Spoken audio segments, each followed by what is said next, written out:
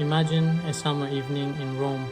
The sun sets, casting long shadows across ancient stones.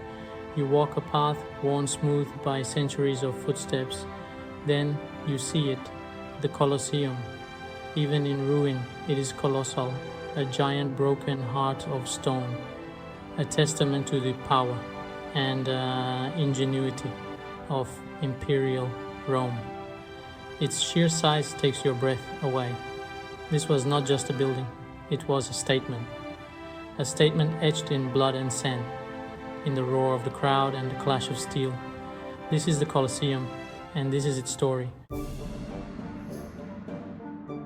The year is 70 AD. Rome, still recovering from the Great Fire, is ready for a symbol of renewal. Emperor Vespasian, a man of the people, orders the construction of a grand amphitheater. This would not be just another theater, it would be the Flavian Amphitheater, later known as the Colosseum. Work began with feverish intensity. Tens of thousands of slaves labored for almost a decade, quarrying travertine stone and hauling it from the hills surrounding Rome. By 80 AD, the Colosseum stood complete, a monument to Roman engineering and a testament to the ambition of its emperors. It was a gift to the Roman people, a place of spectacle and wonder. Step back in time, hear the roar of 50,000 spectators, their cheers and jeers echoing across the arena. The Colosseum was the heart of Roman entertainment. Here, gladiators fought to the death, their skill and bravery tested against both man and beast. Exotic animals from across the empire were brought to the arena: lions, tigers, elephants. Mock sea battles with the arena flooded captivated the crowds. The Colosseum was more than just a blood sport arena. It was a stage where emperors could showcase their power and generosity, where the Roman people could come together in a shared experience of excitement and awe. Section 4.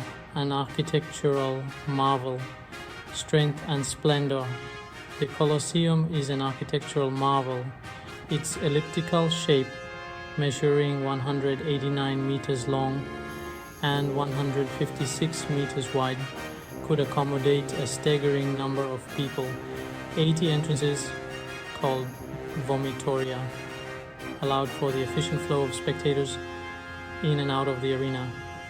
The facade, a masterpiece of Roman engineering, features 3 levels of arches, each adorned with a different order of columns: Doric, Ionic, and Corinthian. This wasn't just brute strength, it was beauty and order on a grand scale. The Colosseum was a symbol of Roman power, yes, but also of its artistry and ingenuity. Section 5. The Colosseum today. A global icon endures. Centuries have passed, empires have risen and fallen, but the Colosseum still stands. Today, it is one of the most visited tourist destinations in the world. Millions of people each year come to walk its ancient corridors, to stand in the arena where gladiators once fought, to imagine the roar of the crowd. They come to connect with history, to feel the weight of the past upon them. The Colosseum is a reminder that even the greatest empires crumble, but that their legacy can endure. It is a symbol of human ingenuity, of our capacity for both cruelty and compassion. It is a place that continues to fascinate and inspire, a testament to the enduring power of the past.